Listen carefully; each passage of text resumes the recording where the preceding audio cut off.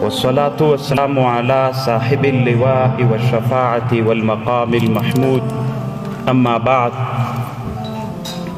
فقد قال الله سبحانه وتعالى في محكم كتابه: بسم الله الرحمن الرحيم،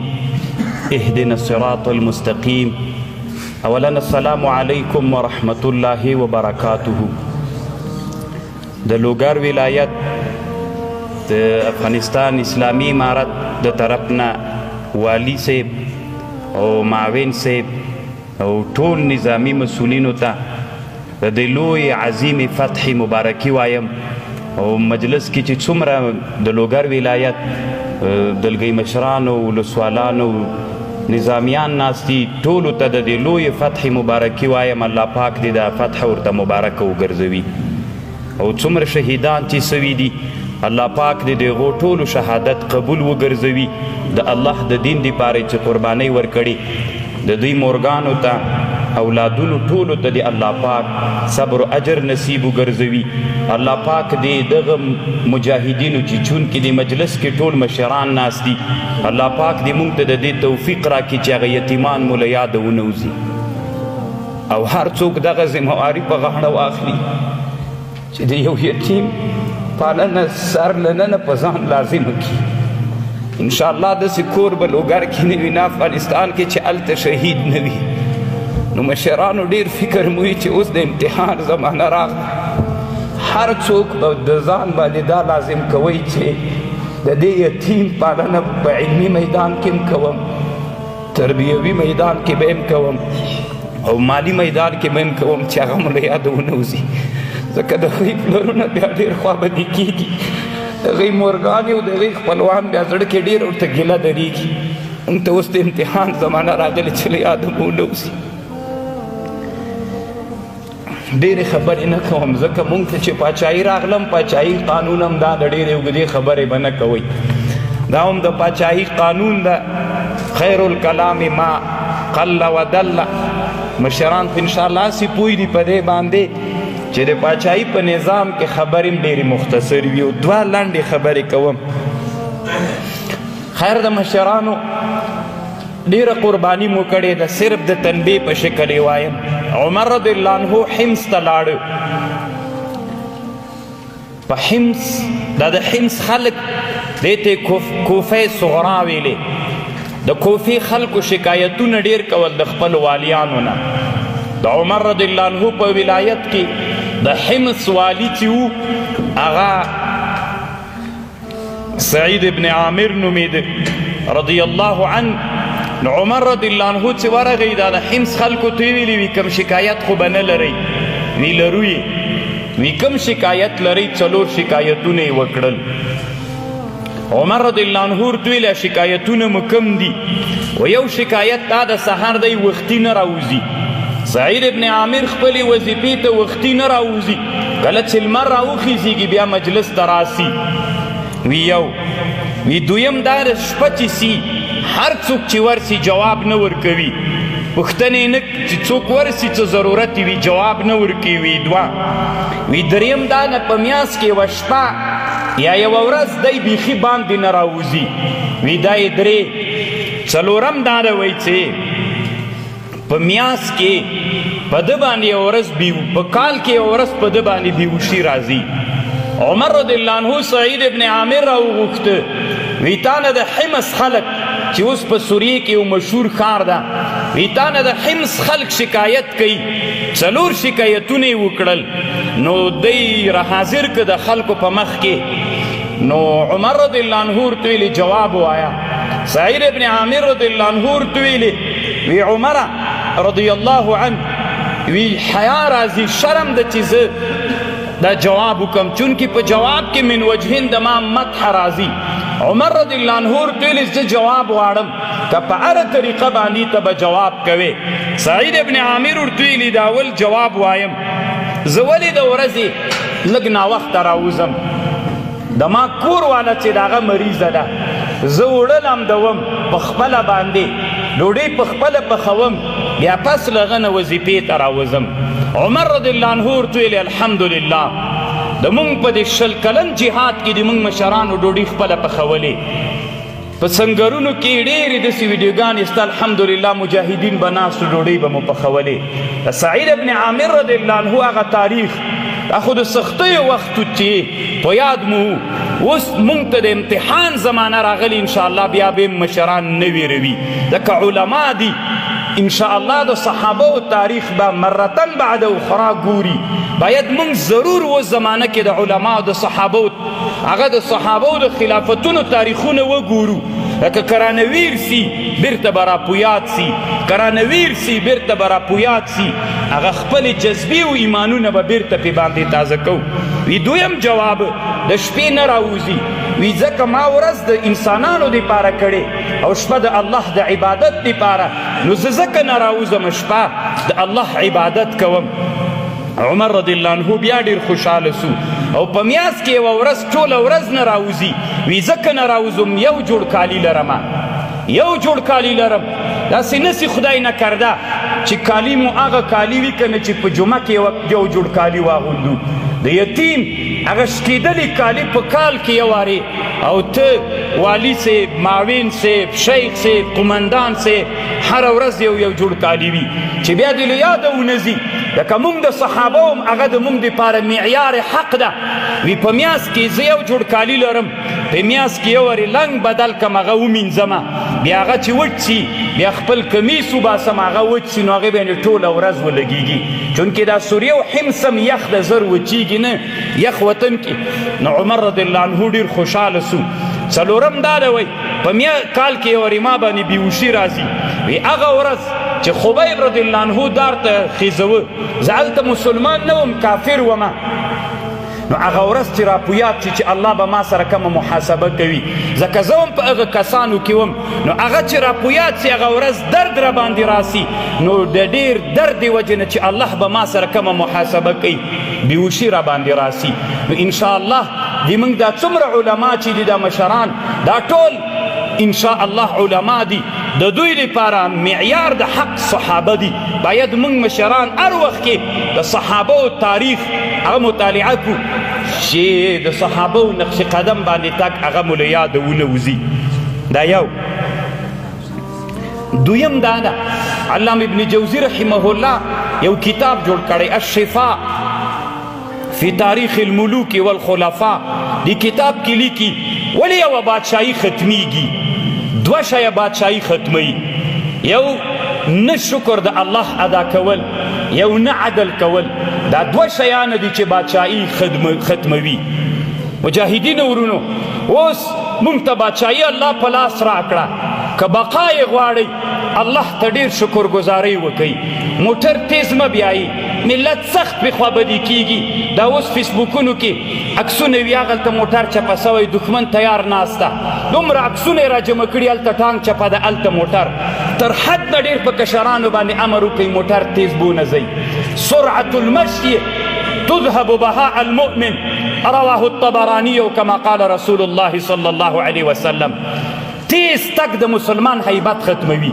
د مشر سړي سره تیز تک هغه مانځه ته به تیز تک باندې تګ نه کوي خیر د مشرانو دا خبر ضرور خپلو افرادو ته ورسوئ افغانستان ته یې ورسوئ تیز تک د موږ حیثیت خرابوي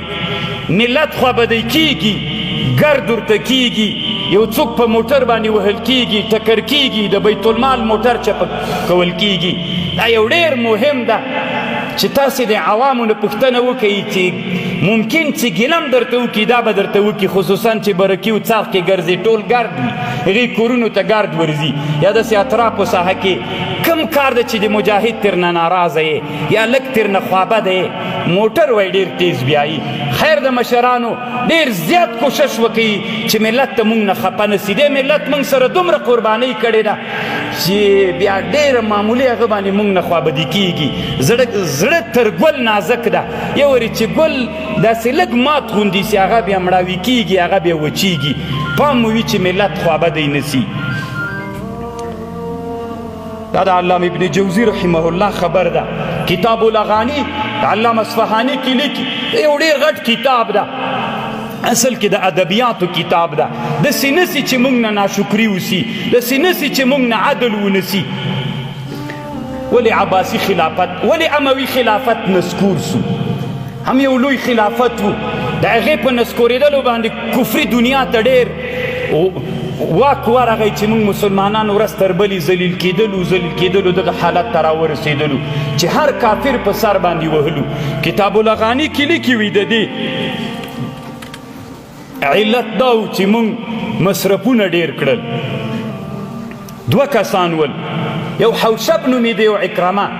ممکن دواړه تابعیان ول. د مصعب ابن عمیر رضی الله عنه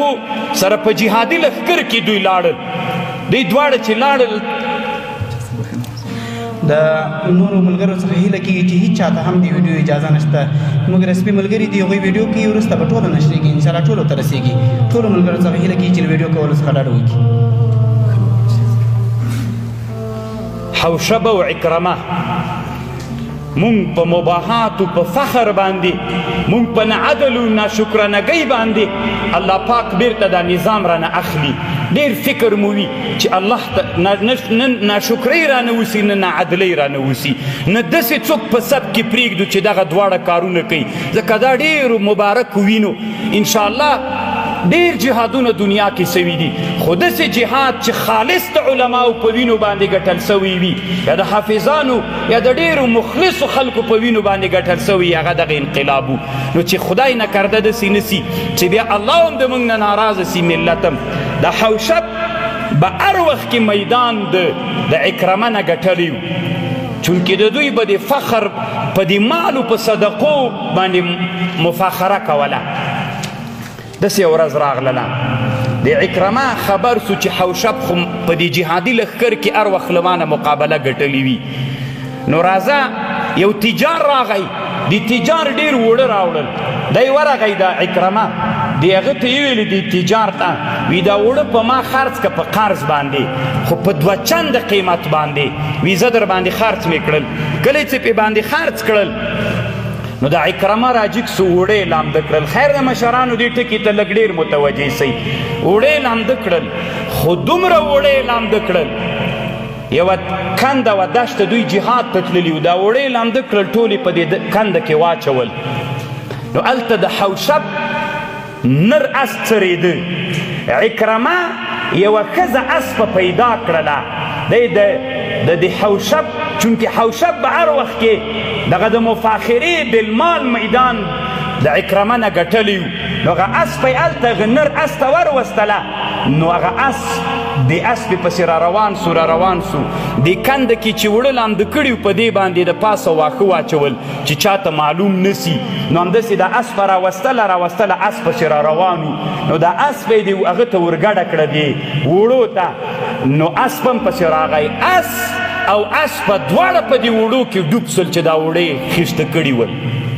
نو یو دم د عکرمه ملګرو چیغې کړې په جهادي لښکر کې، هلی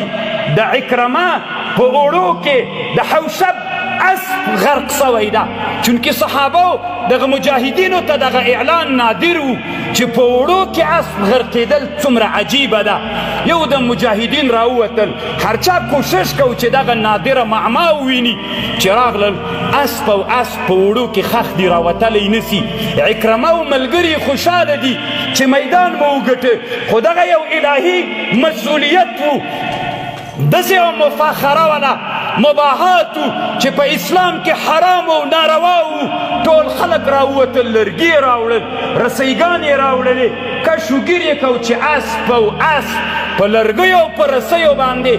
له دغه وړو نه راوباسي. عکرمه بریتو ګرځېده، داسې عنواني ګرځېده چې میدان مې د حوشب نه وګټه. پام کوئ مجاهدینو، تاسې نم دغه مفاخره په موټرو باندې ونسي. خیر د په وړکي موټر کې ګرځئ.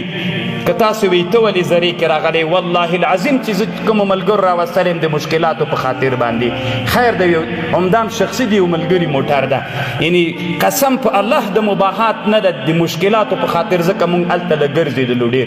نو مسلمانانو ورونو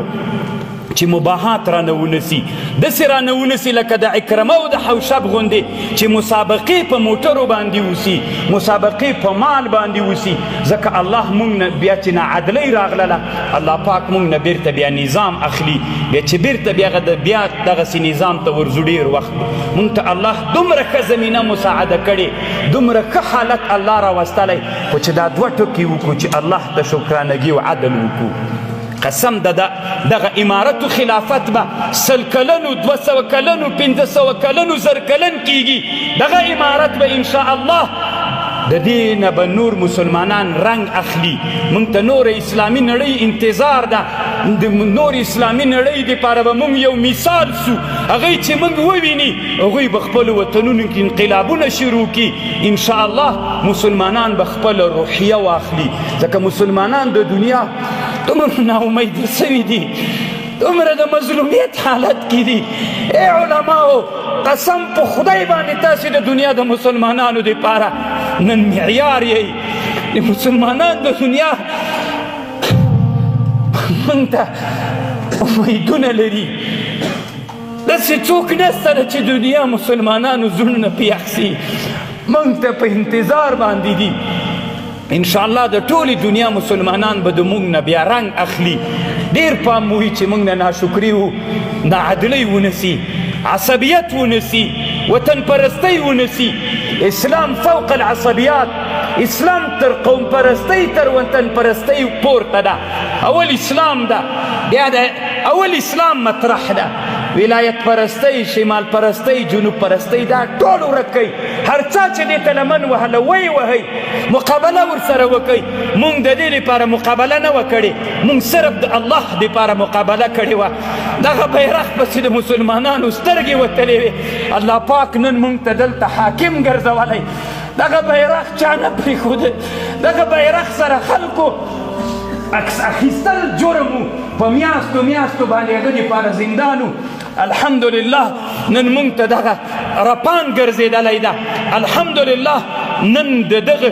بیرغ حاکمیت الله پاک موږ ته راوستلی ده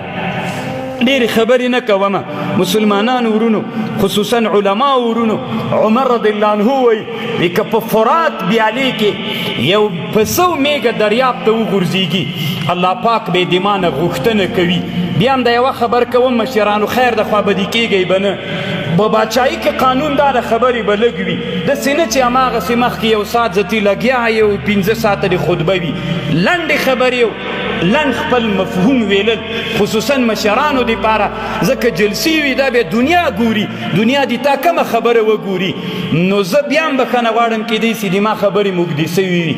واخر دعوانا ان الحمد لله رب العالمین خو یوه غوښتنه بیا هم مشرانو کوم دلګي مشرانو تاسې نه کوم دغه خبر ضرور را سره ومنئ چې د هر چا متعلق کم یتیمان دي داسې وکئ چې کوم خانان مو ملګري دي یا مو خاص ملګري دي هر یتیم په چا باندې تقسیم کوي پلانکیه د پلانکي یتیم دي تاسو درې واړه تربیتونه به یې کوې علمي فرهنګي تربیتی او مالی به کوي خیر د کلګ وی کډوري دا په باندې تقسیم کوي ځکه تاسو ټول نه صحیح کولای ته چې په موټر کې کینی هغه یتیم دی لیاد ونوزي او هغه کونډه دی لیاد ونوزي د مور دی لیاد ونوزي ځکه وای صح په دې خوا به کېږي ملت هم خوا به کېږي او د هغه چې بې پالنې پاتې سي نو الله هم خوا به کېږي یتیمان مو چې لیدل په موټر کې تېرېدلې ودې پېژانده چې دا د پلانکي موړي صاحب زوی شهید شوی ورته راکښته سه په سر یې لاس تېر کړه الله پرې خوشحاله کېږي خیر د علماو مجاهدینو د یتیمانو په حق کې ډېر کوشش وکړئ چې هغه مو له یاده ونوځي الله هم پرې خوشحاله کېږي ملت هم خوشحاله کېږي مور و پلار هم خوشحاله کېږي د هغوی به علمي فرهنګي ټولې هغه تربیتونه هم سوي خدای نکرده چې بیا څوک ونه وایي چې بې د پلانکي مجاهد زوی بې لارې سوی و بې تعلیمه سوی و او داسې و لباس کې وګرځېږي چې د تا داسې وسکټو کالي وي او د هغه شکېدلی وسکټ وي شکېدلي کالي وي د الله په خاطر باندې چې له یاده مو نه وځي دا یو ډېر لوی مسؤلیت ده دا دومره وخت خو چې خو مونږ روان ولو اوس مونږ الله امتحان کې واچولو رب اغفر وارحم وانت خیر الراحمین